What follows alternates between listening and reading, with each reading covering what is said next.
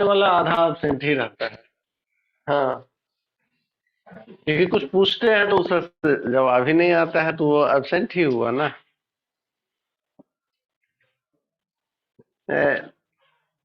देखिए सबसे पहले यहाँ पर इस चैप्टर का जो था,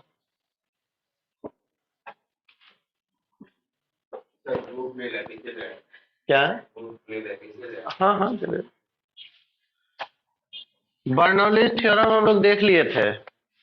बर्नौलीज थ्योरम को अच्छे तरीके से लिखना, बात समझ रहे हैं, उसको डिराइव करना, ये आपका एक टास्क रहेगा। रहेगा नहीं, वो तो हम आपको कल ही बता दिए थे, ये आपका टास्क है, बताया था ना। और एक टॉरिसेली वाला है, एक्चुअली जो टॉरिसेली है ये तो कुछ और नया है ही नहीं, बर्नौली का ही एप्लीकेशन है। नहीं तो आपसे ये भी क्वेश्चन आता है कि बर्नौली का एप्लीकेशंस क्या सब है। तो सबसे पहले हम उसका एप्लीकेशन आपको क्या बताए थे? हाइड्रोलिक लिफ्ट बताए थे। हाइड्रोलिक लिफ्ट कैसे काम करता है?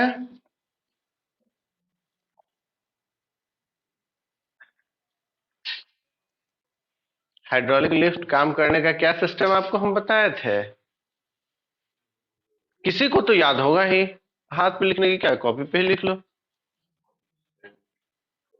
किसी को बिल्कुल नहीं याद है? सर एक बार फिर से क्वेश्चन रिपीट कर दीजिएगा ना। हाइड्रोलिक लिफ्ट याद है आपको? सर फेनोमेनन तो पास्कल लॉ हो गया। हाँ, हाइड्रोलिक लिफ्ट का वर्किंग प्रिंसिपल क्या है? Sir Pascal's law. Pascal's law.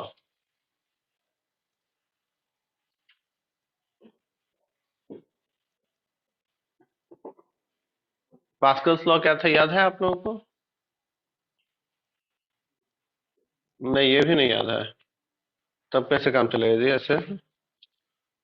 तो थोड़ा थोड़ा सा ये सब आप लोग याद किया कीजिए अपना। आप लोग अब जाके देखेंगे कि क्या है पास्कल्स लॉ।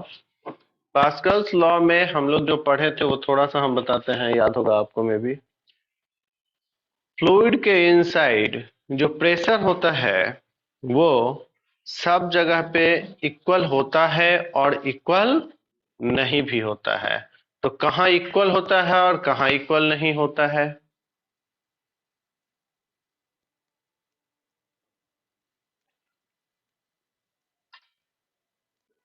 डेप्थ के साथ प्रेशर चेंज होता है।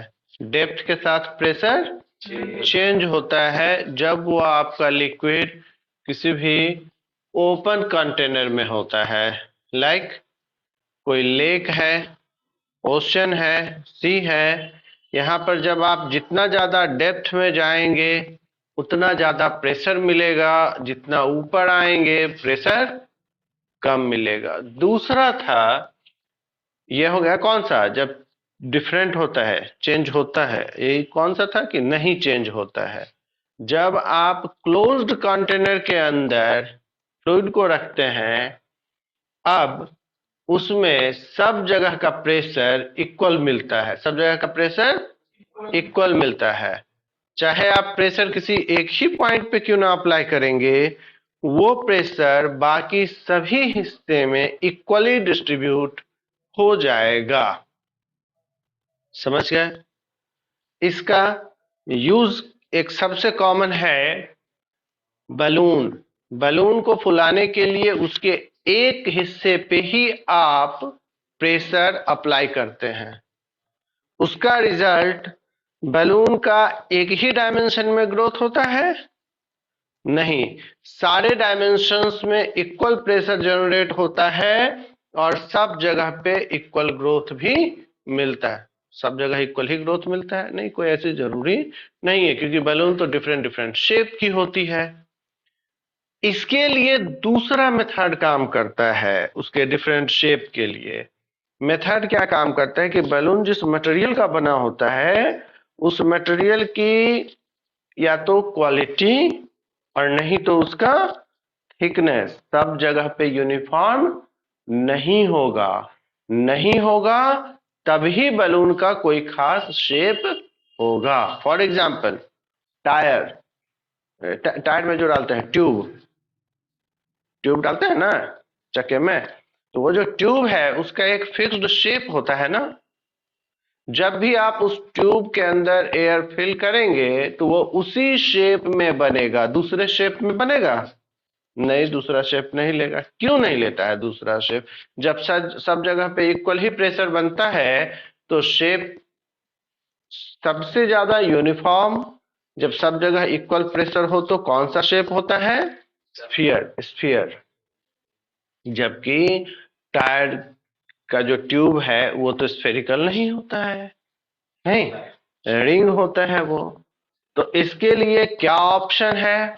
ऑप्शन है कि उस ट्यूब को बनाते हैं जिस मटेरियल से, मटेरियल तो सब जगह यूनिफॉर्म है लेकिन उसका डिजाइन यूनिफॉर्म नहीं है।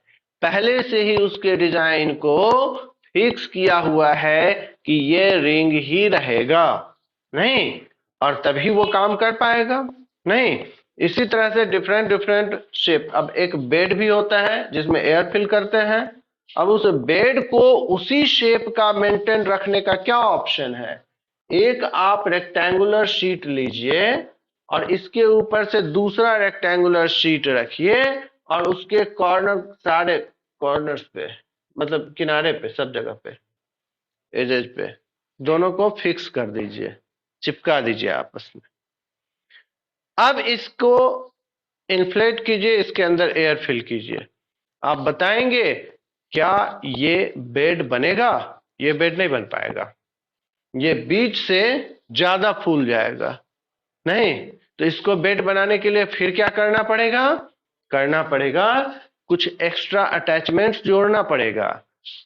यहां से ऐसे लाइन में जुड़ा होता है, ध्यान होगा आप लोगों को। इस तरह से बहुत सारा थ्रेड इसके अंदर रहता है, वो हम लोगों को बाहर से नहीं दिखेगा लेकिन स्टिचिंग तो दिखाई पड़ेगी बाहर से भी। और इसका कितना थिकनेस बढ़ सकता है, दोनों शीट का गैप कितना हो सकता है, वो फिक्स्ड होता है। सपोज कीजिए 6 इंचेस, तो 6 इंचेस तक ही इसका थिकनेस बढ़ेगा, उससे ज्यादा इसका थिकनेस नहीं बढ़ पाएगा। तो ये जो राउंड हो जाता, उस राउंड होने से बच गया और ये एक फ्लैट बेड बन जाता है। बेड पिलो सब होता है ना, तो वो इसी तरह का होगा। अगर ये सिस्टम नहीं लगाते आप तो तब तो ये राउंड बन जाता, नहीं। तो इससे क्या समझ में आ रहा है आपके? ये फ्लूइड के इनसाइड, अगर वो फ्लूइड क्लोज्ड कंटेनर में है तब सब जगह का प्रेशर इक्वल होता है। अगर आप उसके किसी एक हिस्से में कोई एक्स्ट्रा प्रेशर ऐड करते हैं तो वो प्रेशर केवल उसी जगह पे नहीं अप्लाई होगा, थ्रू आउट द वॉल्यूम सब जगह पे इक्वली डिस्ट्रीब्यूट हो जाएगा। समझ गए? याद रखिए हम लोग इस चैप्टर में एक जो फ्लूइड को पढ़ रहे हैं वो कौन सा फ्लूइड है? हाँ, मतलब ये कंप्रेस्ड होने वाला फ्लूइड नहीं है, इसके वॉल्यूम को हम इजीली चेंज नहीं कर सकते हैं। जनरली फ्लूइड को हम लोग दो पार्ट्स में डिवाइड करते हैं, एक लिक्विड और दूसरा गैस।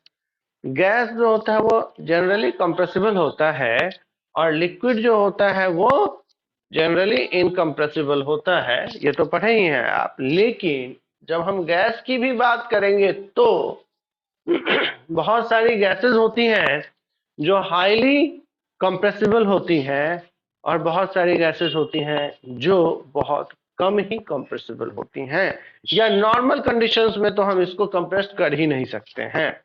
फॉर एग्जांपल हमारा जो नॉर्मल एयर है ये इजीली कंप्रेसिबल नहीं है। लेकिन अगर हम बात करेंगे जो गैस सिलेंडर में, गैस कौन सा होता है किचन वाले सिलेंडर में? एलपीजी। ये हाईली कंप्रेसिबल गैस है, इसीलिए इसको हम गैस नहीं कहते हैं। इस तरह के मटेरियल को हम वेपर कहते हैं। क्या कहते हैं?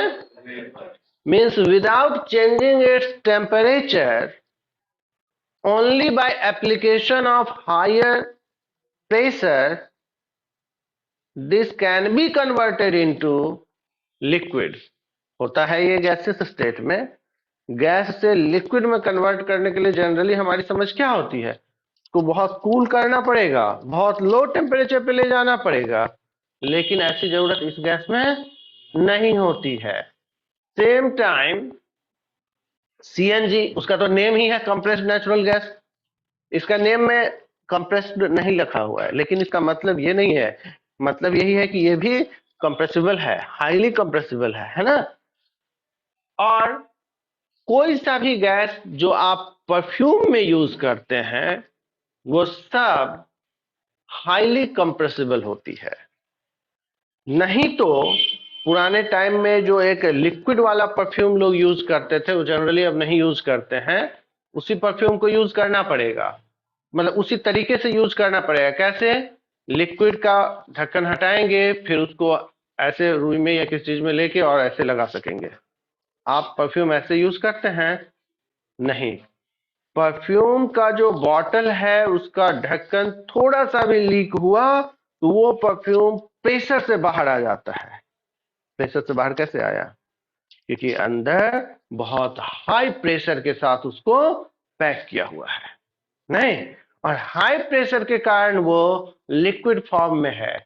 जब वो लो प्रेशर में आता है तो बाहर आके वो परफ्यूम आपका लिक्विड रहता है नहीं, वो गैस बन जाता है। आप ध्यान देंगे कोई परफ्यूम को, खास करके डियो वगैरह, आप नजदीक से किसी दीवार पे स्प्रे कीजिए, हाथ पे तो हम नहीं कहेंगे स्प्रे करना, दीवार पे स्प्रे कीजिए नजदीक से, वो पूरा दीवार भीग जाएगा, लगेगा आप देख पाएंगे कि वो भीगा हुआ है, नहीं, और थोड़ी ही देर में वो पूरा दीवार ड्राई हो जाएगा। अभी ठंड में भी, विंटर में भी।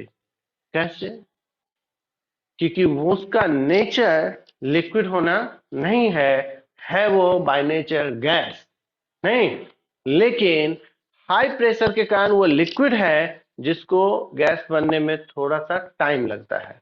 अगर उस टाइम को ना देते हैं और जल्दी ही आप देखते हैं तब तो वो लिक्विड दिखेगा, लेकिन थोड़ा टाइम अगर मिल जाएगा तब वो गैस दिखेगा आपको, नहीं। एलपीजी जब कभी भी लीक हो जाएगा, और नहीं तो लीक कर सकते हैं खुद से, जो उसका आपका बर्नर नहीं, जो रेगुलेटर लगा हुआ है, रेगुलेटर का पाइप हटा दीजिए और अब आप उस रेगुलेटर को ओपन कीजिए दीवार की तरफ करके, आप देखेंगे सामने की पूरी दीवार बिल्कुल भीग गई है, जैसे उस पर पानी पड़ गया हो। अब आप उसको बंद कीजिए, क्योंकि ज्यादा देर तक तो ओपन रख नहीं पाएंगे, उसका स्मेल भी तो खराब ही होता है ना। अब आप देखेंगे वो दीवार थोड़ी ही देर में फिर से ड्राई हो गई, जैसे परफ्यूम स्प्रे करने के बाद हुआ, नहीं। कैसे ड्राई हो जा रहा है? क्योंकि उसका नेचर नॉर्मल टेम्परेचर प्रेशर में गैसियस फॉर्म में रहने का है। तो ऐसा जो चीज होगा उसको आप गैस नहीं कहते हैं, वेपर कहते हैं। लेकिन इस चैप्टर में हम लोग ऐसा टर्म ज्यादा पढ़ते नहीं है, वेपर वगैरह नहीं, थर्मोडायनामिक्स में पढ़ते हैं। इस चैप्टर में तो ये सब पढ़ते नहीं है, तो इस चैप्टर में हम उसको भी गैस ही कहते हैं। तो कहेंगे कि वो कैसा गैस है? वो ऐसा गैस है जो कंप्रेसिबल है, यही कहेंगे ना। वेपर टर्म नहीं पढ़ते हैं इस चैप्टर में, तो क्या पढ़ते हैं? Compressible gas. वेपर क्या है? कंप्रेसिबल गैस, नहीं। आप बात कीजिए एयर का। हम्म, एयर का,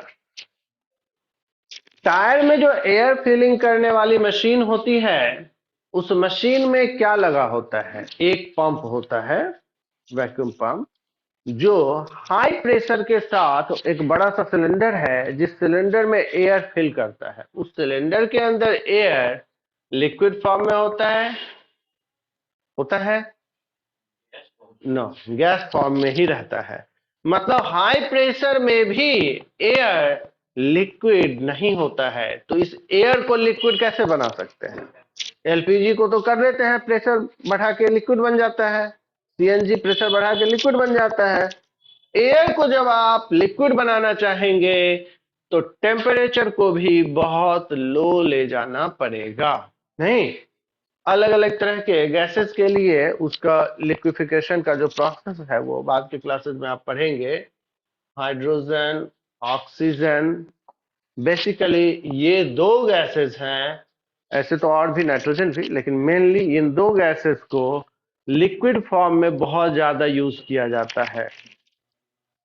तो बताइए, हाइड्रोजन और ऑक्सीजन को लिक्विड फॉर्म में यूज कर रहे हैं। ऑक्सीजन का लिक्विड फॉर्म में यूज आप देखे होंगे, कहाँ देखे हैं? मेडिकल ऑक्सीजन, मेडिकल ऑक्सीजन वो लिक्विड फॉर्म में होता है।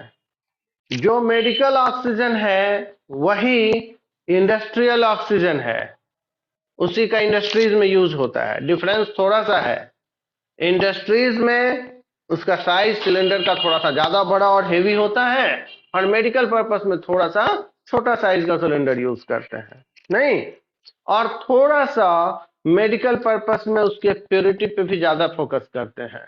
इंडस्ट्रियल पर्पस में अगर थोड़ा सा इम्प्योरिटी भी आया तो बहुत ज्यादा हार्म तो नहीं करने वाला है, लेकिन जनरली प्रोसेस क्योंकि सेम है, मेथड ऑक्सीजन बनाने का मेथड सेम है, तो वहां भी उसकी प्योरिटी मेंटेन ही रहती है इंडस्ट्रियल पर्पस में भी। मतलब एक ही ऑक्सीजन है, वही प्रोसेस है, वही सिलेंडर है, सब है, जो साइज उसका बड़ा है इंडस्ट्रीज में। इंडस्ट्रीज में किस पर्पस में ऑक्सीजन यूज होता है? बर्निंग, हाँ ठीक है।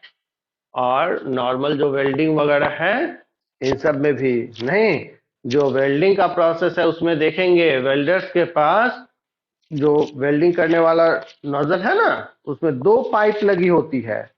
एक पाइप जाती है फ्यूल टैंक में, उसमें एलपीजी हो सकता है या जनरली एसिटिलीन, ये जिसको इथाइन गैस आप कहते हैं, वो यूज करते हैं। और नहीं तो मतलब एक तो वो हो गया फ्यूल वाला पाइप, और दूसरा हुआ ऑक्सीजन पाइप, समझ गए?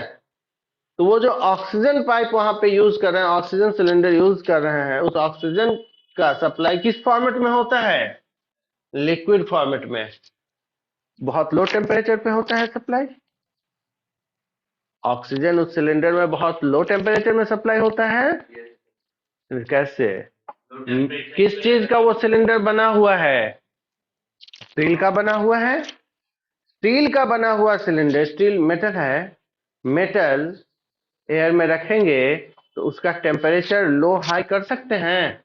नहीं, जो एनवायरनमेंट का टेम्परेचर होगा वही उस सिलेंडर का टेम्परेचर हो जाएगा। होगा कि नहीं होगा? क्यों होगा? क्योंकि मेटल्स जो है वो हीट का good absorber and good radiator है, क्योंकि वो एब्जॉर्ब भी बहुत तेजी से करता है और रेडिएट भी तेजी से करता है। तो मेटल जो बाहर का टेम्परेचर है उसी टेम्परेचर पे आ जाएगा। तो सिलेंडर का टेम्परेचर तो उतना ही रहेगा जितना बाहर का टेम्परेचर है।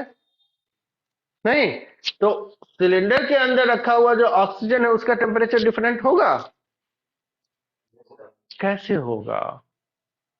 स्टील के बर्तन में तुम खाना रखते हो गर्म, तो थोड़ी देर के बाद तक वो गर्म ही रह जाता है, ठंडा हो जाता है कि नहीं? और खाना को अगर गर्म ही रखना है तो किस चीज के बर्तन में रखते हो? शीशा में रख सकते हो, प्लास्टिक में रख सकते हो, नहीं है ना जी? जो थर्मस फ्लास्क आता है, क्या है वो? जनरली ग्लास है, और उसका बाहर का जो कंटेनर है वो क्या है? वो तो प्लास्टिक वगैरह यूज करते हैं ना, फोम यूज करते हैं। नहीं, कैसरोल किस चीज का बना होता है? प्लास्टिक का ही तो बना होता है। अंदर का पॉट स्टील है, वो तो केवल इसलिए कि तुम उसको इजीली साफ कर सकोगे। नहीं, अगर अंदर का पॉट प्लास्टिक होगा तो उस पर स्क्रैच वगैरह आ जाता है ना, तो उससे बचने के लिए वो स्टील है। लेकिन बाहर जो हीट को रोकने वाला सिस्टम है वो क्या है? वो तो फोम है और प्लास्टिक है। नहीं,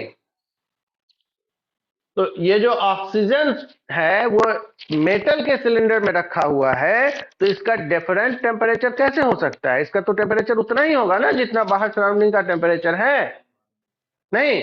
तो उसी टेम्परेचर पे ये लिक्विड फॉर्म में होता है, समझ गए? तो इसके लिए किस चीज की जरूरत पड़ती है? बहुत ज्यादा प्रेशर की जरूरत पड़ती है। थोड़ा सा प्रेशर की जरूरत नहीं है, बहुत ज्यादा प्रेशर। और टायर में हवा भरने वाला जो सिस्टम होता है, मशीन, उसका जो कंप्रेसर ही कहते हैं उसको, तो उसका जो कंप्रेसर होता है वो बहुत ज्यादा प्रेशर नहीं जनरेट कर पाता है, वो कम प्रेशर जनरेट कर पाता है। क्योंकि वो प्रेशर कम जनरेट करेगा तो वो लिक्विड कैसे बना पाएगा? नहीं। दूसरा, ऑक्सीजन को लिक्विड बनाने के लिए बहुत ज्यादा प्रेशर चाहिए, और अगर हमारा कार्बन डाइऑक्साइड होगा तब तो उससे भी बहुत ज्यादा की चाहिए। अगर कार्बन मोनोऑक्साइड है तो बहुत ज्यादा चाहिए। और जो हम एयर की बात करते हैं तो ये एयर पूरा सब चीज का मिक्सचर है, ये सब चीजें भी तो है उसमें, तो ये सब लिक्विड कहां बन जाएगा? नहीं बन जाएगा ना। हाँ, एक गैस के बारे में जानोगे, सॉरी, N2, N2 मतलब कि नाइट्रोजन। इस गैस को यूज करते हैं टायर में हवा भरने के लिए, तो टायर में हवा ना भर के, नॉर्मल एयर ना भर के, नाइट्रोजन को भरना ज्यादा अच्छा समझा जाता है। सबके लिए जरूरी नहीं है, दो सिचुएशंस में जरूरी है। एक, जब हमारी जो व्हीकल है उसकी स्पीड बहुत ज्यादा होने वाली है, नहीं, 100 एंड बियॉन्ड स्पीड पे जब आप जाते हैं तो टेम्परेचर बहुत तेजी से टायर का बढ़ता है, तो एयर का टेम्परेचर बढ़ेगा, और एयर का टेम्परेचर बढ़ने से प्रेशर इंक्रीज होगा, एक्सपेंशन होगा, तो टायर बर्स्ट हो जाएगा।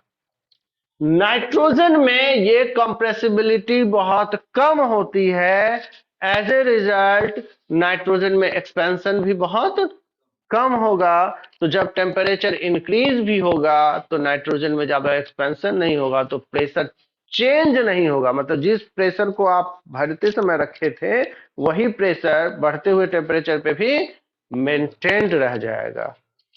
तो जो एक्सप्रेस हाईवेज होती है उन सब पे चलने वाली जो भी कार है, बाइक है, उनमें क्या एडवाइस होता है? एयर भरना या नाइट्रोजन? लेकिन क्यों? क्योंकि वो लेस कंप्रेसिबल है। नहीं, नाइट्रोजन क्यों? क्योंकि उसकी कंप्रेसिबिलिटी कम है, वो ज्यादा कंप्रेस नहीं हो सकता है। नहीं, ये भी तो क्वेश्चन होगा ना कि नाइट्रोजन, हाँ तो ठीक है, लेकिन नाइट्रोजन क्यों? क्योंकि वो लेस कंप्रेसिबल है। समझ गया? लिस्ट नहीं, लेस। देखिए, इन चीजों में हम लोग लिस्ट पे नहीं बात कर सकते हैं। क्यों नहीं बात कर सकते हैं? उसका बहुत सारा रीजन है। सबसे पहला तो इसके लिए सबका न्यूमेरिकल वैल्यू हम लोग थोड़ी ही पढ़ते हैं, नहीं ना। ये तो इंजीनियरिंग स्पेसिफिक सब्जेक्ट हो गया, जब हम लिस्ट पे सुपरलेटिव पे बात करेंगे तो नहीं, ये सब तो डेटा हम लोग पढ़ते नहीं है। समझ गए?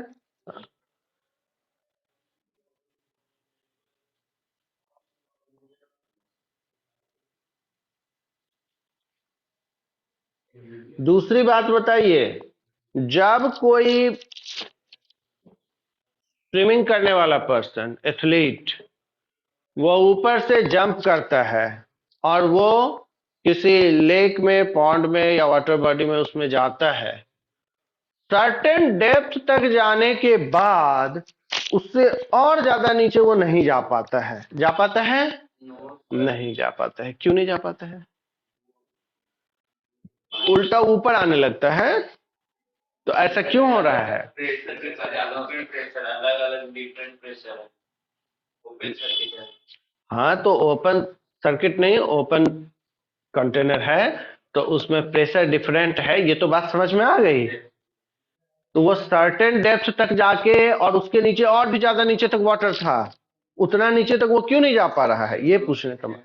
इसका प्रेशर का जितना नीचे पानी का हाँ, नीचे के पानी का प्रेशर ज्यादा है और ऊपर जब तक कम प्रेशर था तब तक वो उसको आगे बढ़ पाया। मतलब कि जब वो वाटर में जाएगा तो अप थ्रस्ट लगना शुरू होगा।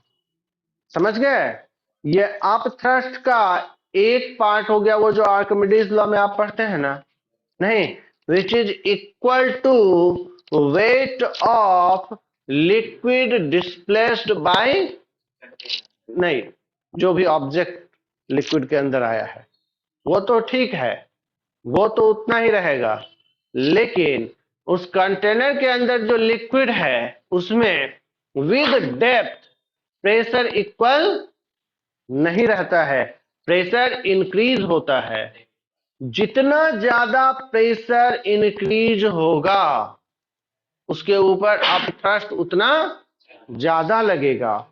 सबसे ऊपर के सरफेस पे अप थ्रस्ट कम लग रहा था, एज ए रिजल्ट वहां पर वो और ज्यादा नीचे जा रहा था, और उस डेप्थ के बाद जब वो अब और ज्यादा नीचे नहीं जा सकता है तो अपने आप ही उसका बॉडी ऊपर आ जाएगा। नहीं, डेड बॉडी किसी का भी, एनिमल का, ह्यूमन, कुछ भी है, वो जो डेड बॉडी है वो किसी भी वाटर बॉडी में डूबा हुआ नहीं रह सकता है ना? डेथ का, डूब के मरने का सबसे बड़ा पहचान क्या होता है कि थोड़े टाइम के बाद जब उसका डेथ हो जाएगा तब उसका बॉडी फ्लोट करने लगेगा। अगर बॉडी फ्लोट करने नहीं लगा तो इसका मतलब है कि उसका डेथ डूबने से नहीं हुआ है, या तो वो तैरते हुए कहीं बाहर निकल गया है या कुछ ना कुछ दूसरी बात हुई है। नहीं, और नहीं तो डूबने से अगर डेथ हुआ तो उसका बॉडी ऊपर फ्लोट करना चाहिए, तो डूबने से अगर उसका डेथ हुआ तो आफ्टर डेथ उसका बॉडी फ्लोट करने लगेगा। जिस समय वो अलाइव था उस समय तो फ्लोट नहीं कर रहा था, उस समय तो फ्लोट कर रहा होता तो मरता ही नहीं। तो ऐसा क्या रीजन हुआ?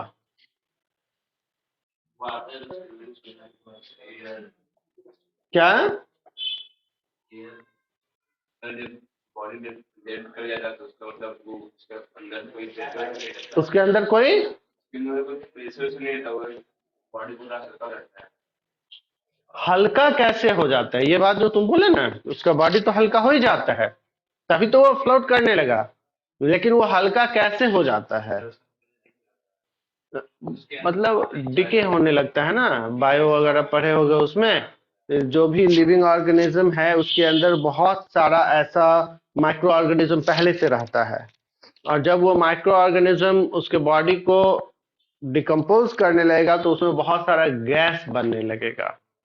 नहीं, और वो सब गैस जब उसके बॉडी के अंदर बनेगा, डेथ के बाद बॉडी में सूजन आता है। जो सूजन आता है वो किस चीज के कारण आता है? उसी गैस के कारण ना।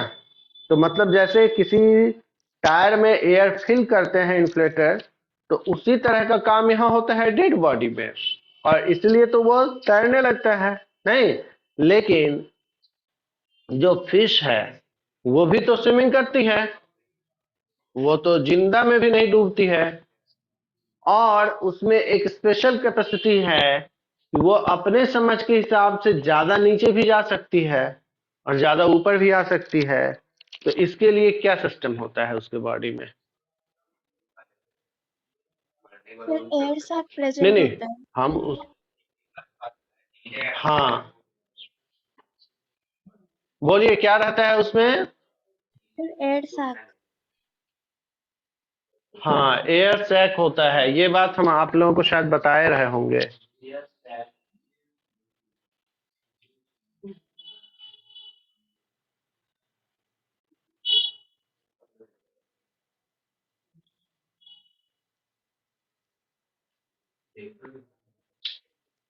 इस तरह का शेप का एयर सैक होता है उसकी बॉडी में। इस तरफ फिश का फेस है, माउथ है, इधर उसका टेल है। मसल्स को हम लोग कॉन्ट्रैक्ट कर सकते हैं, रिलैक्स कर सकते हैं, इसी तरह से फिश भी कर सकती है। एज ए रिजल्ट जो एयर इसके अंदर है वो कांस्टेंट मेंटेन रहता है, उसमें बहुत ज्यादा चेंज नहीं आता है। लेकिन जब इस पोर्शन को कंप्रेस करेंगे तो इसकी एयर इस हिस्से में जा सकती है, और जब इस हिस्से को कंप्रेस करेंगे तो उसका एयर इस हिस्से में आ सकता है। तो जब ऊपर की तरफ जाना है, मतलब उसको अपने माउथ को ऊपर अप करना है, नहीं तो इधर वाले हिस्से को वो कंप्रेस करेगा, नहीं तो रिजल्ट इधर का एयर बढ़ जाएगा, तो इधर का इफेक्टिव डेंसिटी कम हो जाएगा, तो ये वाला पोर्शन अप हो जाएगा। नहीं, अब वो अपने विंग्स के प्रेशर से फिन जो है, फिन के प्रेशर से ऊपर की तरफ मूव करेगा। होता है ऐसा ही। जो एरोप्लेन है, ये जो आगे बढ़ती है, तो आगे बढ़ने के लिए इसके रोड पे, मतलब रनवे पे चलने के लिए व्हील्स लगी होती है।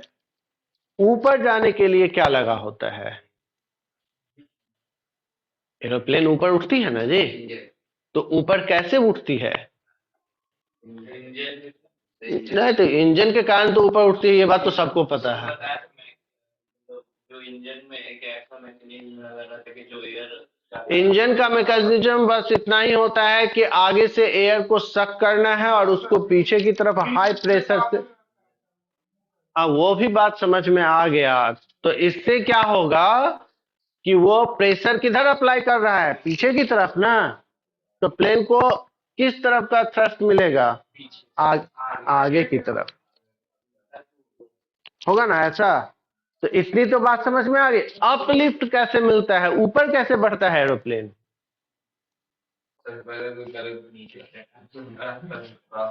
हाँ, व्हील उसका रोल करता है, इंजन भी उसका पीछे ही के तरफ प्रेशर करता है। तो दोनों रीजन तो हुआ एरोप्लेन के आगे बढ़ने का। एरोप्लेन ऊपर उठने का क्या रीजन है, हम ये पूछ रहे हैं आपसे।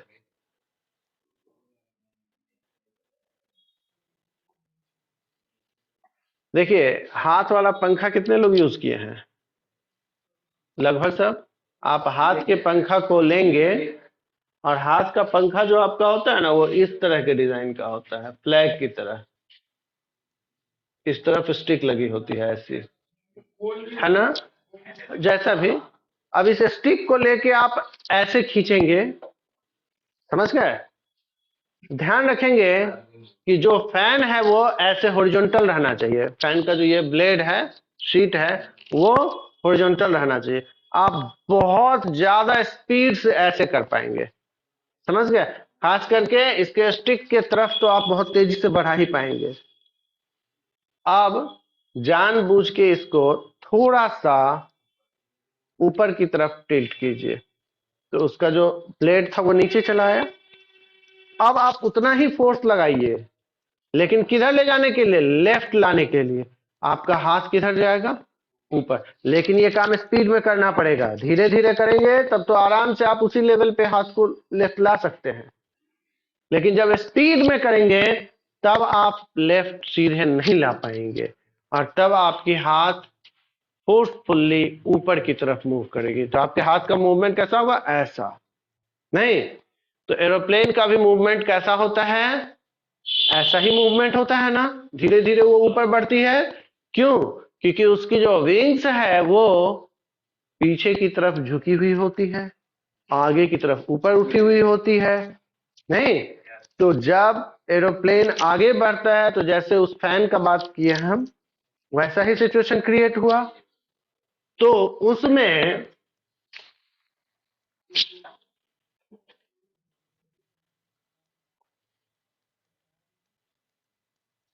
उठने के टाइम का तो उठ जाएगा उसके बाद। हाँ, पहले तो ऊपर जाएंगे ना, पहले ऊपर उठने का ही बात कर रहे हैं, उसके बाद की बात फिर बाद की बात है। ये जो ऊपर उठेगा, इसको जब आगे आप बढ़ाएंगे तो यहां का एयर ये ज्यादा होगा। अगर आप इमेजिन करते हैं इसको एक पाइप, तो उस पाइप का यहां पर का डायमीटर ज्यादा है, थिकनेस ज्यादा है, और यहां पर का उस पाइप का थिकनेस या डायमीटर कम है। नहीं, क्योंकि ये क्लोज्ड नहीं है, तो आप पाइप ना भी सोच सकते हैं, तो भी एक शीट तो सोच ही सकते हैं। तो जब ये आगे बढ़ेगा तो इतना ज्यादा एयर, इतना थिक एयर को ये अपने नीचे लाएगा ना, तो यहां तो काफी ज्यादा हाइट है, यहां पर तो इतना एयर रह सकता था, लेकिन जब ये प्लेन आगे बढ़ जाएगी और ये वाला पोर्शन यहां पहुंचेगा तो इसके नीचे जो एयर था उसको तो बाहर निकलने का रास्ता मिला नहीं। क्यों क्यों नहीं मिला रास्ता? दाएं बाएं से तो वो बाहर निकल ही सकता था, बंद तो है नहीं है। स्पीड ज्यादा होने के कारण जितना टाइम में एयर दाएं बाएं निकल पाता उससे पहले ये वाला पोर्शन यहां पहुंच गया। इसीलिए एरोप्लेन को अपलिफ्ट मिलने का सबसे कंपलसरी कंडीशन है कि उसका स्पीड बहुत ज्यादा होना चाहिए। अगर उसका स्पीड बहुत ज्यादा नहीं होगा तो एरोप्लेन को अपलिफ्ट नहीं मिलेगा। समझ गए? नहीं। और क्योंकि एरोप्लेन को बहुत ज्यादा स्पीड चाहिए इसीलिए इंजन तो पावरफुल चाहिए ही चाहिए, रनवे को भी काफी बड़ा बनाना पड़ता है।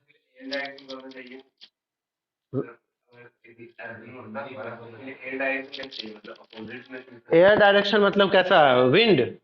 नहीं नहीं, विंड का कोई रोल नहीं है। विंड के कारण एरोप्लेन नहीं उड़ सकती है, क्योंकि अगर विंड पे डिपेंड करके हम एरोप्लेन को उड़ाएंगे, अगर विंड इस डायरेक्शन में होगी तब तो जरूर सपोर्ट मिलेगा ना। नहीं, लेकिन अगर विंड इस डायरेक्शन की हुई तब तो सपोर्ट नहीं मिलेगा, उल्टा अपोज हो जाएगा। लेकिन विंड के स्ट्रेंथ से अगर एरोप्लेन उड़ेगी तो हमारा कंट्रोल नहीं ना ज्यादा रहेगा उस पर। और अगर थोड़ी देर के बाद विंड कुछ और चेंज हुई तब तो गड़बड़ हो सकती है ना। इसीलिए विंड पे डिपेंड नहीं कर सकते हैं आप। विंड पे डिपेंड करता है कौन? जो सबसे पहले शुरुआत आप करते हैं पतंग उड़ाना, सबसे छोटा बच्चा विंड के हेल्प से ही पतंग उड़ा पाता है। नहीं, और जब उसको विंड नहीं मिलता है तब वो क्या करता है? उसका धागा को पकड़ के दौड़ता है। और धीरे धीरे जब आप बड़े हो जाते हैं और आपका समझ हो जाता है कि पतंग कैसे उड़ना है, अब आपको दौड़ना पड़ता है नहीं, आराम से एक जगह खड़े होकर उसको पकड़ के थोड़ा सा धागा को कभी टाइट करना है, लूज करना है, और जो करना है एक जगह पे खड़े होकर स्थिर से आप पतंग उड़ा सकते हैं। नहीं, डिफरेंस हुआ ना? डिफरेंस क्या हुआ कि अब आपके पास कंट्रोल ज्यादा है, इसलिए अब आप विंड पे डिपेंड नहीं करते हैं। हालांकि पतंग की कैपेसिटी बहुत कम होती है, इसलिए थोड़ा सा भी विंड उसको हार्म कर सकता है, लेकिन एरोप्लेन तो बहुत भारी और बहुत बड़ा है ना। और इसके इंजन की जो स्पीड होती है, एरोप्लेन की स्पीड, वो विंड का स्पीड उतना कभी नहीं हो सकता है। समझ गए? विंड जब बहुत तेज आंधी होती है तो क्या उसकी स्पीड होती है? कब सुने ऐसा? 100 में होता है। नहीं, और एरोप्लेन का जो टॉप स्पीड होता है वो 1000 में होता है। नहीं, 1000 या 1200, 1500, 2000 भी किलोमीटर पर आवर होता है। फाइटर एरोप्लेन जो होती है उनकी स्पीड तो 2000 से भी ज्यादा ही होती है, क्योंकि फाइटर एयरक्राफ्ट के लिए 2000 स्पीड को ज्यादा स्पीड नहीं माना जाता, उसको मॉडरेट स्पीड माना जाता है।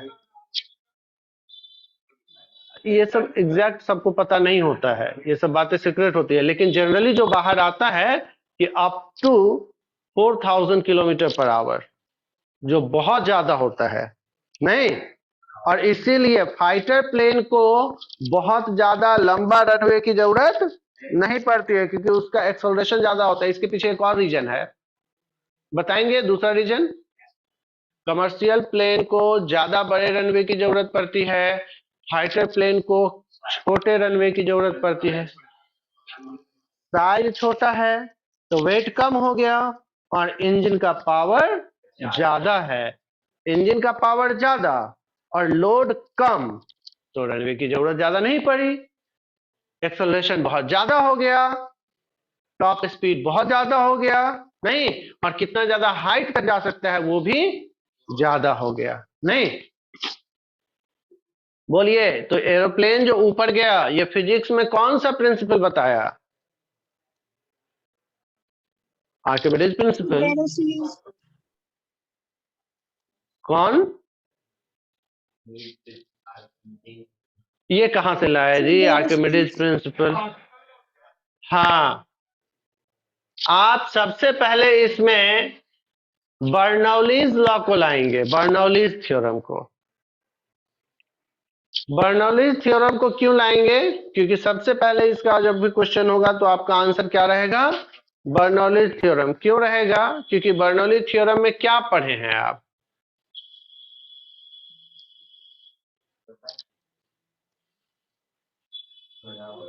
अलग अलग क्रॉस सेक्शन होता है तो उन सब पे कुछ चीजें कांस्टेंट होती हैं। क्या कांस्टेंट होता है?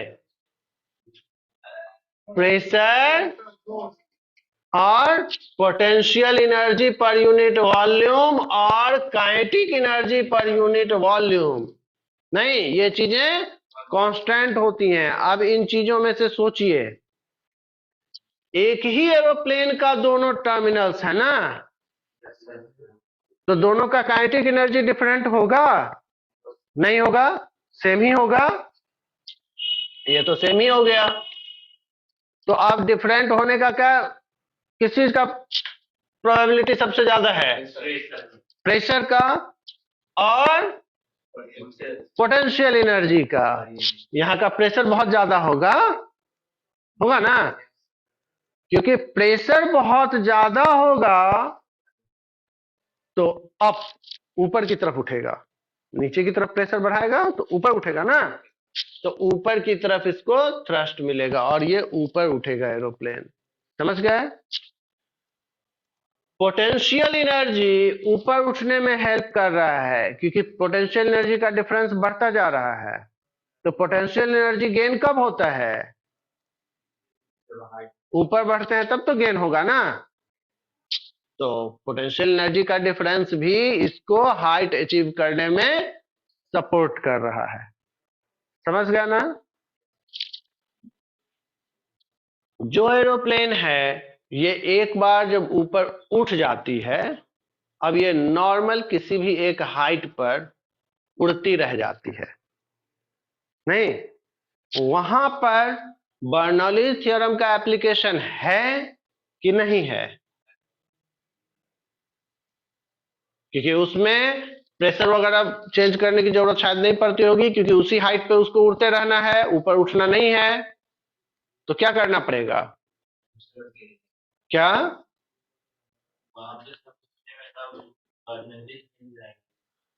तब भी जरूरी रहेगा। क्यों रहेगा? क्योंकि अगर एरोप्लेन अप थ्रस्ट लगाना बंद कर देगा, मतलब उसके ऊपर अप थ्रस्ट लगना बंद हो जाएगा, तो एरोप्लेन तो अपने आप नीचे गिर जाएगा क्योंकि उसका वेट तो बहुत ज्यादा है ना। नहीं, एक छोटा सा स्टोन अगर ऊपर से आप छोड़ेंगे तो वो तो नीचे गिर जाता है। नहीं, टीन का बड़ा सा बॉक्स जो अंदर से पूरा खाली है, उसके अंदर हवा ही भरा हुआ है, लेकिन उसको अगर आप छोड़ेंगे सेकंड फ्लोर से तो क्या होगा?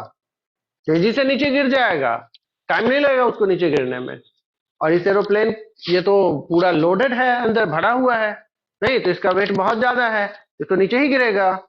तो इसको तब पर भी ऊपर की तरफ फोर्स लगाते रहना पड़ता है। इसीलिए एरोप्लेन का जो विंग्स होता है ना, ये दो पार्ट्स में होता है।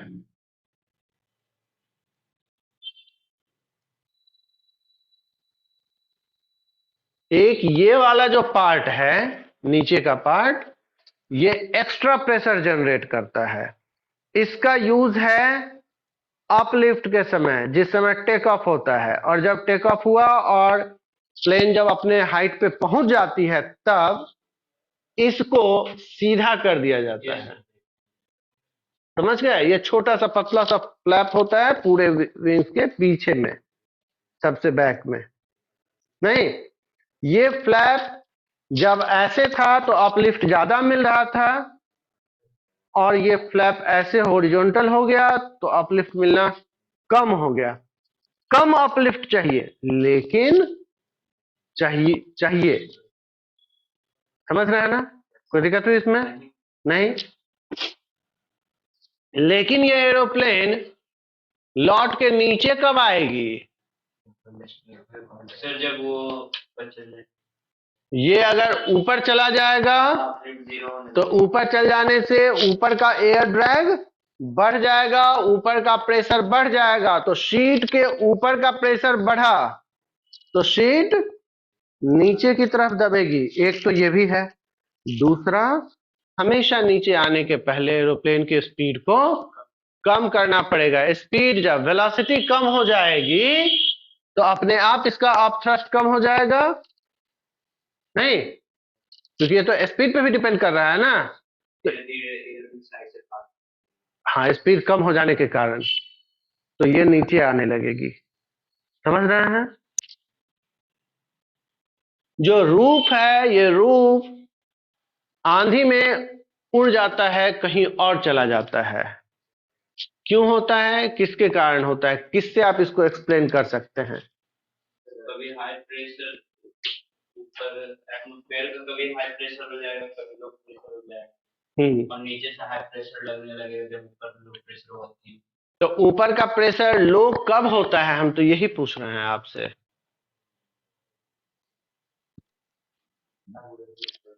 नीचे के प्रेशर के कंपैरिजन में ऊपर का बाहर का प्रेशर लो कब हो जाता है?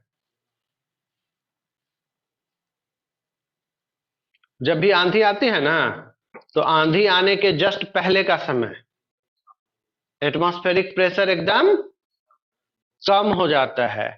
अगर आपका बैरोमीटर लगा हुआ है और बैरोमीटर रीडिंग दिखा रहा है कि एटमॉस्फेरिक प्रेशर कम हो रहा है, अलर्ट होने की जरूरत है, आंधी आने वाली है। समझ गया? ये तो बात समझ में आ गया।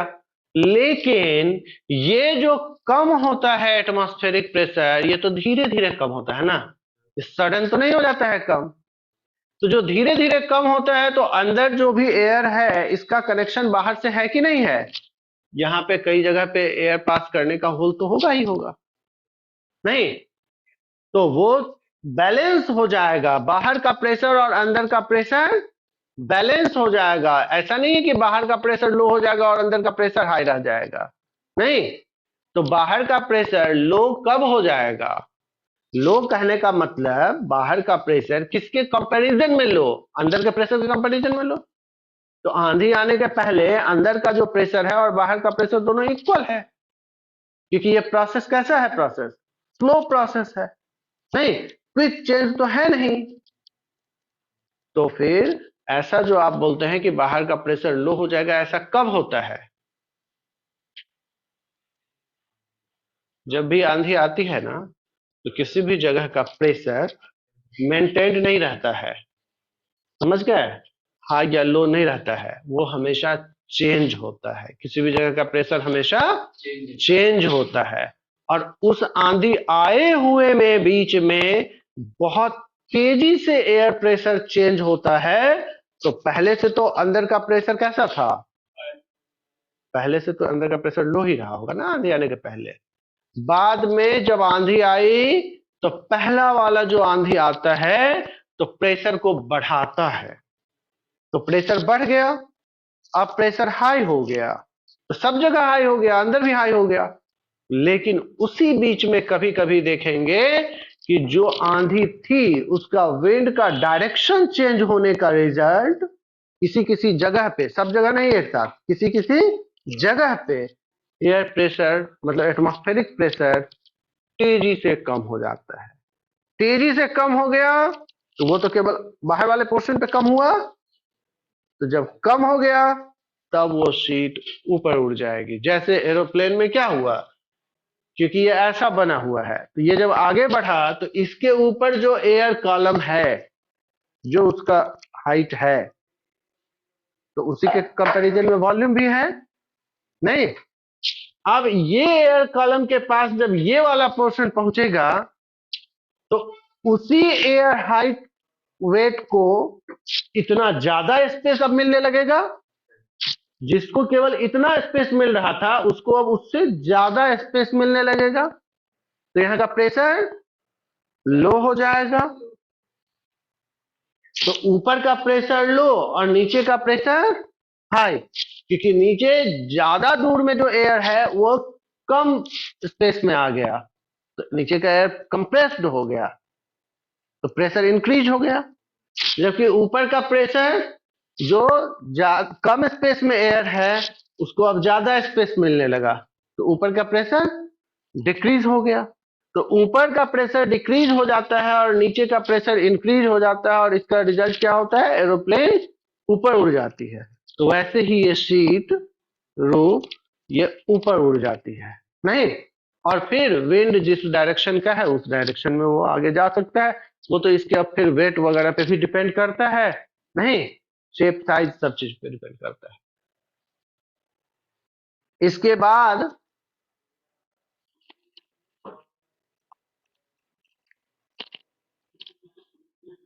टॉरिसेली प्रिंसिपल जो आप पढ़े थे इस तरह के कंटेनर में,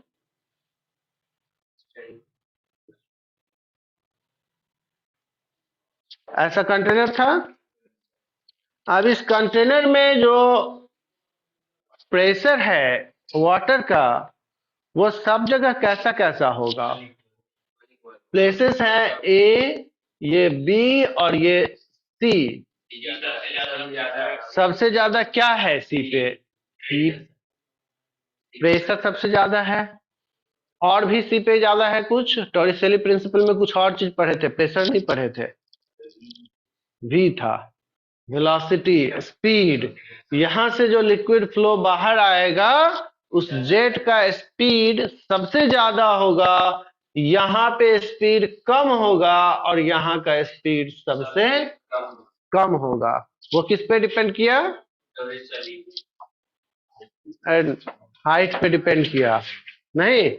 मतलब कि ये ओपन सरफेस से, फ्री सरफेस से जो ये लिक्विड था तो उस लिक्विड का जो फ्री सरफेस है उस फ्री सरफेस से कितना डेप्थ में है? ए कम डेप्थ में है तो ए पे प्रेशर कम मिलेगा। बी उससे ज्यादा डेप्थ में है तो बी का प्रेशर ज्यादा होगा। और सी सबसे ज्यादा डेप्थ में है तो प्रेशर सबसे ज्यादा हो। उसी का रिजल्ट ए पे स्पीड कम मिलेगा, बी पर स्पीड ज्यादा मिलेगा और सी पर स्पीड सबसे ज्यादा मिलेगा। जो भी मिलेगा, सी का जो हाइट है वो एच सी, बी का जो मतलब टॉप से डेप्थ, समझ रहे हैं ना? एच बी और एच ए, बोलिए। वी सी, वी बी और वी ए का वैल्यू कितना कितना होगा? ए बी और सी तीनों पॉइंट्स पे स्पीड कितना कितना मिलेगा? जो बी ए पे मिलेगा 2GHA, हाँ √2GHA। बी पे मिलेगा √2GHP और सी पे √2G। हाँ बोलो, बोलना। वी पे कितना, वी ए कितना हुआ?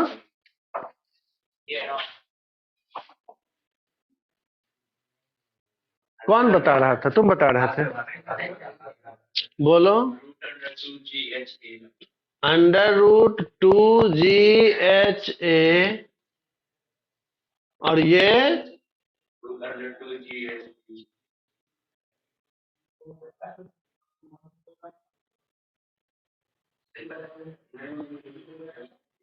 ऐसा? श्योर? ये तो कल ही पढ़े थे ना क्या? ये पढ़े थे कब? कल। तो देखिए तो एक बार कॉपी में आप सब लोग अपने अपने कि क्या लिखे हैं। हाँ हम तो ओपन ही रखे हैं इसको, टॉरिसेली प्रिंसिपल तो ओपन के लिए ही है।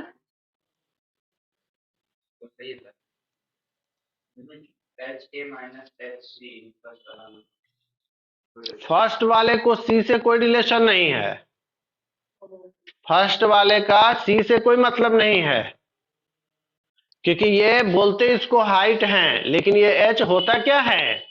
ये होता तो डेप्थ है ना, फ्री सरफेस से कितना डेप्थ है, नहीं? तो यही इक्वेशन पढ़े थे। ठीक, आपके बुक में मिला इक्वेशन?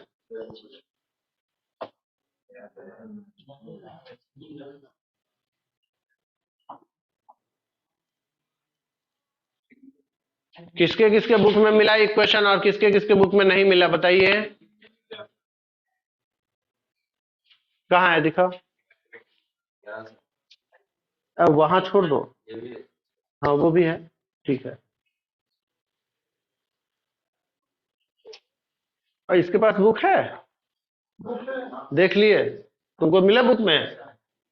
और तुम दोनों के पास बुक नहीं है तो तुम दोनों क्यों नहीं इन दोनों पे एक एक आ जाते हो? इस पे आ जाओ।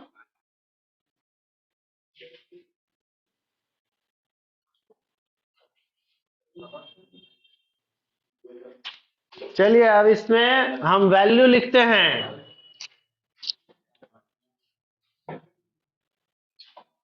H A equal to 2 centimetre, 4 centimetre, 6 centimetre. बोलिए स्पीड कितना कितना होगा? 2√10 क्या होगा वो लिख के बताइए तीनों के लिए। सेंटीमीटर है, ध्यान रखना पड़ेगा।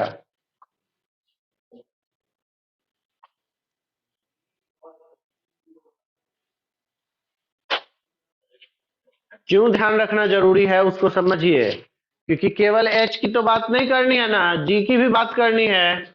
जी तो सेंटीमीटर में नहीं याद होगा आपको, इसीलिए तो रहने दीजिए, रहने दीजिए।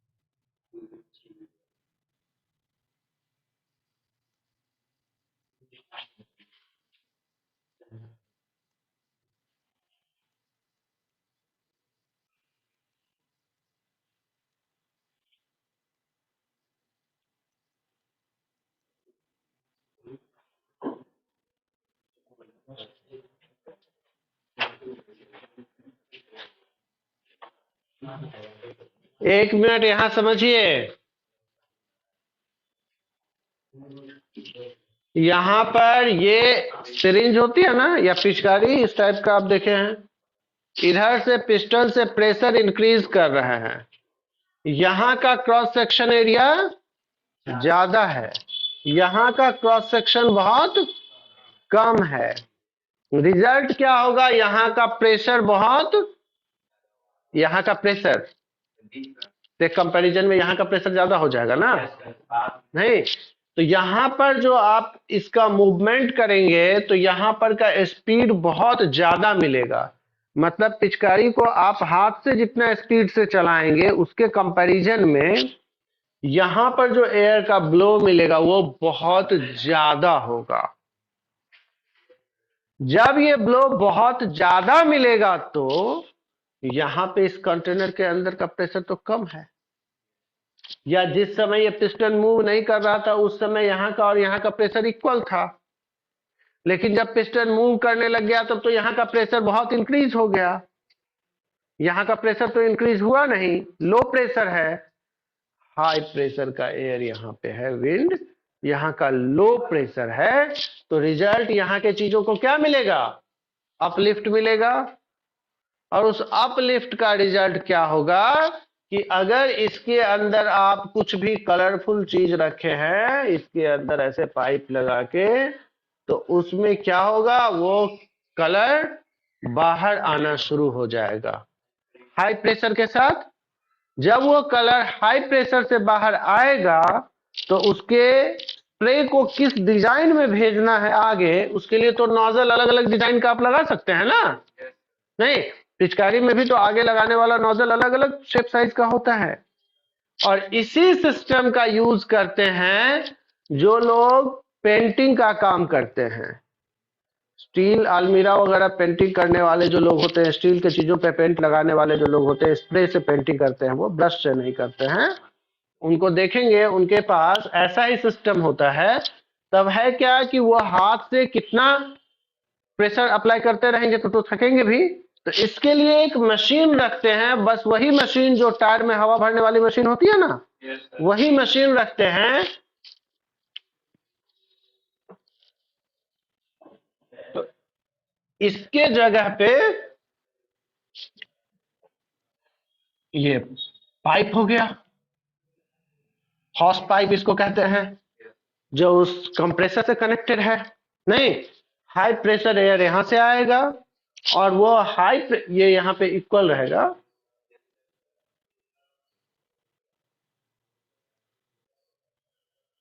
और ये हाई प्रेशर के कारण यहां पे क्योंकि जेट और पतला हो गया है तो यहाँ का स्पीड और भी ज्यादा हो गया, बहुत ज्यादा स्पीड हो गया। तो इसके अंदर से पेंट जो भी लिक्विड है वो बाहर आएगा, और जब वो बाहर आएगा एयर के साथ मिक्स्ड होके, और फिर यहाँ पे जो नोजल डिफरेंट डिजाइन का लगा होगा उसके अकॉर्डिंग वो स्प्रे होगा। इस सिस्टम का यूज पेंटिंग के लिए करते हैं। पेंटिंग के लिए इस सिस्टम का यूज करते हैं क्योंकि ब्रश से जो पेंट करते हैं ना, उसपे ब्रश का मार्क भी आता है, समझ गए।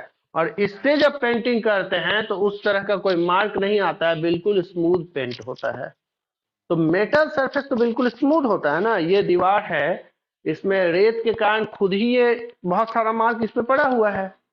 तो इसको बहुत ज्यादा स्मूथ बनाना जो कंपलसरी नहीं होता है, नहीं। लेकिन जो स्टील का सरफेस होगा वो तो बिल्कुल स्मूथ होगा, नहीं, उस पे तो सीमेंट का भी पार्टिकल एक दो पड़ेगा तो काफी रफनेस फील होगा, नहीं, क्योंकि स्टील बिल्कुल स्मूथ सरफेस होता है। तो वहां पे पेंट करने के लिए इस सिस्टम को यूज करते हैं। एक दूसरा, इस सिस्टम का यूज फायर फाइटिंग के लिए भी करते हैं, आग बुझाने के लिए। कैसे? आग को बुझाएंगे, हवा भेजेंगे इधर से एयर, तो आग बुझेगा? आग बुझने के बदले वो और तेज हो जाएगा, नहीं। हल्की आग होगी तब तो बुझ ही जाएगी, लेकिन जो तेज आग होगी जिसको कम्बस्टिबल सब्सटेंस का सप्लाई इनफ मिल रहा होगा, तो आग पकड़ लिया का मतलब कि बहुत ज्यादा तेज आग हो गई ना, तो वहां पे तो आग और तेज ही हो जाएगी। तो इसके लिए यहाँ पे ऐसा केमिकल मिक्सचर रखते हैं जिसमें बहुत तेजी से कार्बन डाइऑक्साइड गैस बनती है। कौन सी गैस बनती है? Carbon dioxide gas. क्योंकि यहाँ पे कार्बन डाइऑक्साइड गैस आती है, और वो कार्बन डाइऑक्साइड गैस का जब स्प्रे मिलेगा तो रिजल्ट क्या होगा? कार्बन डाइऑक्साइड गैस जलने देती है किसी चीज को? नहीं, जलने को बंद कर देती है, तो वो बुझ जाएगा, समझ गए। तो ये एक टाइप का गन जैसा होता है, या आप देखते होंगे सिलेंडर वाला जो रहता है फायर एक्सटिंग्विशर, नहीं, तो वो जैसे किसी भी शेप का हो, तो उसका मेन पर्पस क्या है कि इससे जो हाई प्रेशर में, ऐसे भी तो कार्बन डाइऑक्साइड गैस सप्लाई कर दे सकते थे, इस शेप इस डिजाइन को बनाने का क्या पर्पस था? हाई प्रेशर, हाई प्रेशर से बहुत स्पीड से जब कार्बन डाइऑक्साइड गैस आएगी तो ऑक्सीजन सप्लाई कट हो जाएगा। हालांकि वो ज्यादा देर तक कट रहेगा नहीं, क्योंकि कार्बन डाइऑक्साइड गैस तुरंत ही एयर में डिसॉल्व हो जाएगी, फैल जाएगी, तो फिर तो ऑक्सीजन वहां आ जाएगा। एयर में आप किसी गैस को सेपरेट करके रख तो नहीं सकेंगे ज्यादा देर तक, वो थोड़ी ही देर में डिसॉल्व हो जाएगा, पूरे में मिक्स हो जाएगा। इसीलिए इसको बहुत ज्यादा स्पीड से भेजते हैं और थोड़ी ही देर के लिए भेजते हैं। थोड़ा देर के लिए अगर सप्लाई बंद हो गया तो पहले से जो आग पकड़ी हुई थी वो तो बंद हो गई। जब एक बार वहां की आग कम हो गई, टेम्परेचर कम हो गया, अब ऑक्सीजन आने से भी तो आग नहीं पकड़ लेगा, नहीं। मेन पर्पस क्या था? ऑक्सीजन सप्लाई को कट करना, और ऑक्सीजन सप्लाई को इस तरह से कट करना जिससे कि टेम्परेचर कम हो जाए, समझ गए। दूसरा, गैस कौन सी जा रही थी? Carbon dioxide. Carbon dioxide gas में हीट एब्जॉर्ब करने की कैपेसिटी बहुत ज्यादा है कि कम है? ज्यादा है, तभी तो वो ग्रीन हाउस गैस है। तो वो हीट को बहुत तेजी से एब्जॉर्ब कर ली, तो जो भी चीज जिसमें वो आग पकड़ा हुआ था उसका हीट जब ये एब्जॉर्ब कर लेगा तो वो चीज क्या हो जाएगा, धीरे धीरे ठंडा हो जाएगा, उसका टेम्परेचर कम हो जाएगा। तो जब उसका टेम्परेचर कम हो जाएगा तो आग बुझ जाएगा। यही काम हुआ ना? कोई दिक्कत नहीं इसको समझने में? नहीं। ये एप्लीकेशन किस चीज का है? टॉर्रियली प्रिंसिपल का है ना? और इस तरह से इन सारे सिस्टम्स को यूज करके आप आगे बढ़ेंगे तो नेक्स्ट डे हम लोग पहुंचेंगे। एक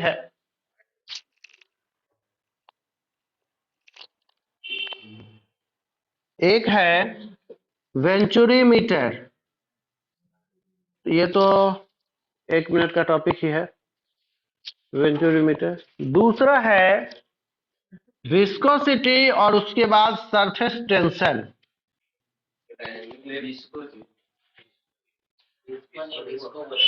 तो ये जो विस्कोसिटी है, क्या वो उसी में आता है, उसी का एप्लीकेशन है, वेंचुरी मीटर में ही, वो अलग नहीं है।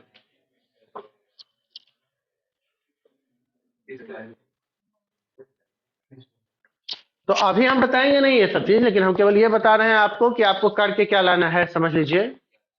पहले समझिए विस्कोसिटी क्या होता है।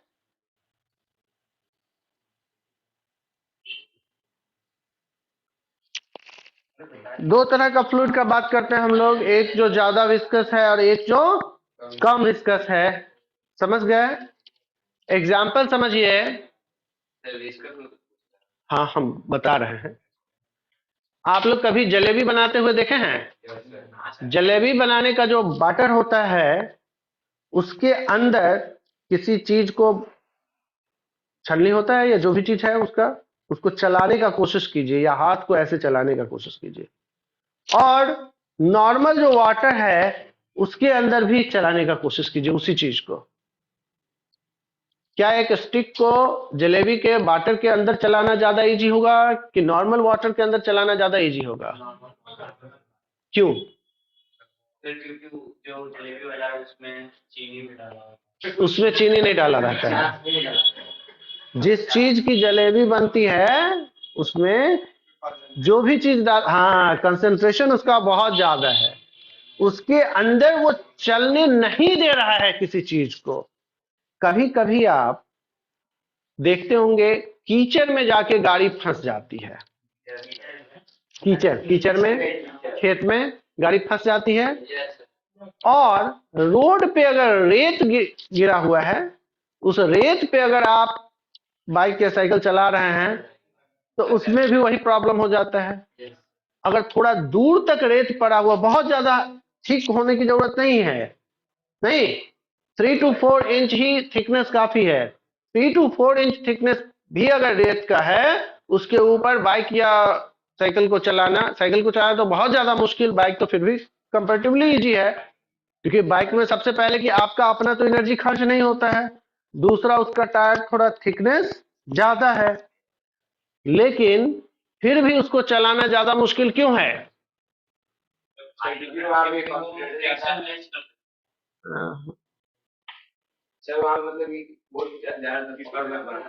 पकड़ को बना देता है, जो उसमें चल रहा है ना टायर, उसको वहां के सराउंडिंग का जो सिस्टम है वो उसको पकड़ लेता है, और पकड़ लेता है तो उसको चलने से रोकता है। ऐसा ही सिचुएशन क्रिएट होता है जब फ्लूइड में उसकी डेंसिटी ज्यादा है या कम डेंसिटी में भी। नॉर्मल वाटर और एयर, अगर आप कभी पानी में तैरने का कोशिश किए हैं तो पानी के अंदर हाथ चलाना या पैर चलाना ज्यादा टफ है, और एयर में उससे बहुत ज्यादा स्पीड से आप हाथ या पैर चला सकते हैं, नहीं? तो ये डिफरेंस किसके कारण है? ये डिफरेंस है, जैसे रेत में आपको दिक्कत हो रही थी ना, वही दिक्कत आपको लिक्विड वाटर में हो रही है। मतलब बहुत छोटा छोटा पार्टिकल जिस चीज का होगा ना, उसका काफी सारा कैरेक्टरिस्टिक्स लिक्विड के ही जैसा होता है। समझ गए? तो जिस चीज के कारण ये प्रॉब्लम हो रहा है उसी को फ्लूइड के केस में, रेत के केस में नहीं, फ्लूइड के केस में उसी चीज को विस्कोसिटी कहते हैं। क्या कहते हैं? रोड पे चलना इजी है, लेकिन कैरम खेलते हैं और कैरम का जो बोर्ड है वो ज्यादा रफ हो गया, अब उस पे स्ट्राइकर का चलना मुश्किल हो गया। समझ गए? क्या बढ़ गया उस पे? फ्रिक्शन। जो वहां फ्रिक्शन बढ़ गया सॉलिड सरफेस पे, सॉलिड ऑब्जेक्ट को स्लाइड करने में कौन ऑब्स्टेकल क्रिएट करता है? सॉलिड सरफेस पे सॉलिड ऑब्जेक्ट को स्लाइड करने में कौन ऑब्स्टेकल क्रिएट कर रहा है? फ्रिक्शन। लिक्विड के अंदर या फ्लूइड के अंदर, बेसिकली लिक्विड की ही बात करेंगे, लिक्विड के अंदर सॉलिड को चलने में कौन ऑब्स्टेकल क्रिएट करता है? उसका विस्कोसिटी। किसका विस्कोसिटी? लिक्विड का। और लिक्विड का विस्कोसिटी लिक्विड के अंदर किसी सॉलिड को चलने में तो डिस्टर्ब करता ही है, पूरे लिक्विड के अंदर लिक्विड को भी चलने में डिस्टर्ब करता है। इसको कैसे देखेंगे आप? जलेबी वाला बटर लीजिए और उसको लेके एक प्लेन शीट पे, एक थाली पे धीरे धीरे आप डालिए, आप देखेंगे इजीली आप 1 इंच तक थिकनेस बना सकते हैं और वो बहुत तेजी से स्प्रेड आउट नहीं होगा। बहुत टाइम लगेगा, अगर बहुत देर तक छोड़ देंगे तब तो वो स्प्रेड हो जाएगा और पूरा का लेवल इक्वल हो जाएगा, जो फ्लूइड का नेचर है। लेकिन अब अगर आप वाटर का चाहें 2 सेंटीमीटर ऊंचा या 1 सेंटीमीटर ऊंचा बनाना तो बना सकते हैं क्या? नहीं। हाँ, 1 मिलीमीटर तक बन जाता है वाटर भी, 1 मिलीमीटर तो बन ही जाता है ना, इससे ज्यादा नहीं बना सकते हैं। क्यों? क्योंकि वाटर में फ्लो कर जाने का टेंडेंसी ज्यादा है। जिस चीज में विस्कोसिटी कम होता है उसमें फ्लो कर जाने का टेंडेंसी ज्यादा होता है। फ्लो करने की जो टेंडेंसी होती है उसको फ्लूइडिटी कहते हैं। फ्लूइडिटी ज्यादा होता है और जिसका थिकनेस मतलब गाढ़ापन ज्यादा है उसमें फ्लूइडिटी कम हो जाती है। फ्लूइडिटी कम हो जाना किस चीज को बता रहा है? विस्कोसिटी। ये तो विस्कोसिटी है ना। फ्लूइडिटी कम होना, फ्लो करने की टेंडेंसी, फ्लो करने का नेचर कम होना, विस्कोसिटी का ज्यादा होना। समझ गए? कई जगह पे नेचुरली आप देखेंगे या नेट पे देख सकते हैं, ज्योग्राफी बुक्स में पढ़े होंगे में भी, बहुत सारा ओशन है जिसमें वाटर डिवाइडेड होता है। एक लाइन है, हालांकि वो लाइन बिल्कुल शार्प तो नहीं होता है, लेकिन वाटर बॉडी काफी बड़ी है, उसके कंपैरिजन में उसको थोड़ा शार्प भी समझ सकते हैं, नहीं? या ब्लड ही लाइन समझिए, तो उस लाइन के इस साइड इसका वाटर कुछ और उस साइड का वाटर कुछ और, इसका टेस्ट भी डिफरेंट हो सकता है, इसका थिकनेस अलग हो सकता है, कलर अलग हो सकता है, मतलब कुछ भी नेचर अलग हो सकता है। होता क्यों है? इसकी विस्कोसिटी अलग होने के कारण।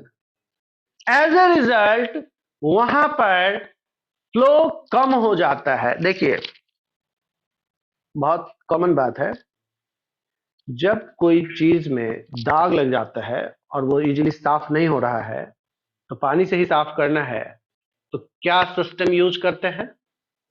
पानी को गर्म कर देते हैं, पानी को, और गर्म पानी से कोई चीज ज्यादा इजीली साफ हो जाता है। होता है ऐसा। अभी हम आपको बताया कि वाटर का आप 1 या 1.5 मिलीमीटर थिक ड्रॉपलेट बना सकते हैं प्लेन सरफेस पे, बना सकते हैं। लेकिन जब ये ठंडा है तब, जब ये गर्म हो जाएगा अब नहीं बना पाएंगे, अब वो इजीली स्प्रेड हो जाएगा। समझ गए? मीन्स टेम्परेचर से भी विस्कोसिटी चेंज हो जाता है, नहीं? और कोई जगह ऐसा भी मिलेगा जिसमें उस लाइन के एक साइड कंपैरेटिवली वार्म वाटर मिलेगा और एक साइड कोल्ड वाटर मिलेगा, नहीं। और जनरली ऐसे प्लेसेस में फिशिंग सबसे ज्यादा होती है, मतलब फिश ज्यादा होता है तो फिशिंग भी वहीं ज्यादा होगी, मछली पकड़ने भी लोग वहीं पे जाएंगे, नहीं। कोल्ड स्ट्रीम और हॉट स्ट्रीम जहाँ पे या वार्म स्ट्रीम जहाँ पे मिलती है उसी रीजन में सबसे ज्यादा फिश मिलती है, नहीं। या प्लांट्स एक्चुअली सबसे ज्यादा मिलता है वहां पे, क्योंकि प्लांट्स ज्यादा मिलता है तो फिश उस प्लांट को खाने जाती है। तो ये विस्कोसिटी एक तरह से थिकनेस हुआ लिक्विड सॉल्यूशन का। विस्कोसिटी टेम्परेचर डिपेंडेंट हुआ, टेम्परेचर बढ़ जाने से विस्कोसिटी कम हो गया, नहीं। अब आप कंपैरिजन करके देखिए पेट्रोल, उसको हाथ से टच कीजिए और ऐसे हाथ चलाने की कोशिश कीजिए। अब वैसे ही हाथ में आप मस्टर्ड ऑयल लेके और उसको हाथ में चलाने की कोशिश कीजिए, बहुत ज्यादा डिफरेंस पता चलेगा। और पेट्रोलियम पेट्रोल से तो लगेगा वो हाथ में आया और वो हाथ को बिल्कुल थिन लेयर जैसा हाथ पे बनाया, और मस्टर्ड ऑयल वो ऐसा नहीं फील होगा। पेट्रोल हाथ में आया और वो जब खत्म हो जाएगा पूरे सब जगह मिल जाएगा तो पेट्रोल आपको पता नहीं चलेगा। हनी का थिकनेस बहुत ज्यादा होता है, हनी का विस्कोसिटी बहुत ज्यादा होता है। एज ए रिजल्ट हनी का आप बहुत थिक लेयर बना सकते हैं, नहीं। बात समझे? हनी का एक बहुत पहचानने का लोग ट्रिक यूज करते हैं, हालांकि ये बहुत ज्यादा काम का है ट्रिक नहीं, लेकिन लोग यूज करते हैं। एक कंटेनर में थोड़ा सा वाटर ले लिए, अब उसमें थोड़ा सा हनी डाल दिए, और अगर वो हनी डिजॉल्व हो गया तो लोग सोचते हैं कि वो मिलावट का है, और नहीं डिजॉल्व हुआ तो वो ओरिजिनल है। ये टेस्ट एक्चुअली फेल्ड है, क्योंकि चीनी की चाशनी जो बनाते हैं ना, जब आप उसको बहुत देर तक उबालेंगे तो उसके बाद उसका भी विस्कोसिटी शहद के ऑलमोस्ट इक्वल हो जाता है, नहीं। और अब अगर आप वाटर में उसको डुबाएंगे तो वो इजीली डिसॉल्व नहीं होता है। क्या कोई दिक्कत रही आपका? इसके बाद दूसरा चीज मिलेगा आपको, सरफेस टेंशन। तो ये सरफेस टेंशन क्या होगा, आप लोग छोटा क्लास से पढ़ते होंगे। मॉस्किटो है जो वाटर सरफेस पे बैठ जाती है और वो डूबती नहीं है। मच्छर पानी पे बैठता है, हाँ कि ना? अब उससे बचने के लिए क्या सजेशन मिलता है? वाटर बॉडी पे ऑयल का, स्पेशली केरोसिन का स्प्रे कर दीजिए। हालांकि स्प्रे करना बहुत जरूरी नहीं है, थोड़ा सा केरोसिन अगर एक जगह पे रखेंगे तो वो खुद ही स्प्रेड आउट हो जाएगा, पूरे में फैल जाएगा। इससे क्या हो जाएगा? नहीं, ऑक्सीजन नहीं मिलेगा किसको? जो वाटर के अंदर का चीज है उसको ना ऑक्सीजन नहीं मिलेगा। हम तो मॉस्किटो को बैठने से रोकना चाह रहे हैं, अब वो बैठ नहीं पाएगा। अब अगर वो आएगा तो डूब जाएगा। आप अपने घर में अगर मच्छर ज्यादा होगा तो एक कटोरी में थोड़ा सा ऑयल रख के छोड़ देंगे, और बगल में एक कटोरी में थोड़ा सा वाटर, नॉर्मल वाटर। सुबह देखेंगे या कम मच्छर होगा तो 2 दिन के बाद देखेंगे, नहीं तो रूम के बाहर रखेंगे जहां पे रोड साइड में तो मच्छर मिलेगा ही। जिसमें आप ऑयल रखे थे उसमें मॉस्किटोज डिपॉजिट दिखेगा, 2 4 6 तो जरूर ही दिखेगा, और जिसमें वाटर रखे थे उसमें नहीं दिखता है। क्यों? क्योंकि वाटर वाले में वो बैठा लेकिन डूबा नहीं, ऑयल पे जब वो बैठा तो डूब गया। बात समझे कि नहीं? किसके कारण डूब गया? सरफेस टेंशन लो होने के कारण। सरफेस टेंशन लो होने के कारण। किसके कारण नहीं डूबा? समझ गया ना? जहां सरफेस टेंशन हाई है उस सरफेस को पेनिट्रेट करना ज्यादा टफ होता है, और जहां सरफेस टेंशन लो है उसको पेनिट्रेट करना इजी होता है। समझ गए? जब लोग पानी में डाइविंग करते हैं, जंप करते हैं ऊपर से, तो हमेशा कहा जाता है कि पेट के बल नहीं गिरना चाहिए। अगर गिरेंगे तो बहुत ज्यादा चोट लग, और पीठ के बल भी नहीं गिरना चाहिए क्योंकि उसमें भी चोट लग सकता है, लेकिन पेट के बल गिरेंगे तो ज्यादा हार्म हो सकता है और पीठ के बल गिरेंगे तो कम हार्म हो सकता है। लेकिन इतना हार्म हो सकता है कि बोन फ्रैक्चर हो जाए। बोन फ्रैक्चर अगर हो सकता है तो हार्म बहुत ज्यादा हार्म हुआ ना, थोड़ा हार्म तो नहीं हुआ। और लिक्विड वाटर पे गिरेंगे और बोन फ्रैक्चर हो गया तो ये तो बहुत टफ बात है, लेकिन हो सकता है। तो गिरने का क्या मेथड है? बिल्कुल ऐसे, या तो पैर या हाथ आपका मतलब वर्टिकल ऐसे, सो दैट आपका पेनिट्रेशन सिस्टम जो है वो ज्यादा होगा, तो आप ज्यादा इजीली उसके अंदर चले जाएंगे। और उस पर ऐसे नहीं लगे, ऐसे लगेगा तो चोट लगेगा, और ऐसे लगेगा तो चोट नहीं नहीं लगेगा। पैर को भी तो लोग ऐसे नहीं रखते हैं ना, पैर को तो ऐसे करते हैं, बात समझे कि नहीं? हालांकि उसके बाद एक और एडवाइस होता है, जैसे ही आप अंदर जाएंगे तो एकदम नीचे चले जाएंगे तो फिर ग्राउंड से टकराने का डर है। तो जैसे ही वाटर के अंदर गए तो थोड़ा ही अंदर गए तो बॉडी को रोल कर लेना है। बॉडी को रोल कर लिए तो अब क्या होगा कि जो ऐसे गिरे थे ऐसे ऊपर आ जाएंगे। आपको कुछ ज्यादा एफर्ट नहीं करना पड़ेगा, और उतना बहुत कम सेकंड की बात होती है, 1 और 1.5 सेकंड की बात होती है। तो इतना कम टाइम में आप दिमाग से तो कुछ काम कर भी नहीं सकते हैं, तो आपके दिमाग को यूज करने की जरूरत भी नहीं है। बस थोड़ा सा बॉडी को रोल करेंगे, आप ऐसे बाहर आ जाएंगे। नहीं तो चोट भी नहीं लगा, ओपन एयर में बाहर भी आ गए, नॉर्मल ब्रीदिंग हो गई। अब सब कहने का मतलब यहाँ पे किस चीज का कंसिडरेशन था? सरफेस टेंशन का। तो सरफेस टेंशन और विस्कोसिटी में कोई इक्वेशन और इसका डेरिवेशन ये सब कोई बहुत ज्यादा इंपॉर्टेंट नहीं है, ज्यादा है भी नहीं, लेकिन थ्योरी है। हम इतना केवल इंट्रोडक्शन इसलिए बता दिए कि आप बुक को पढ़ेंगे तो आप समझ जाएंगे, आप समझ के कल आएंगे।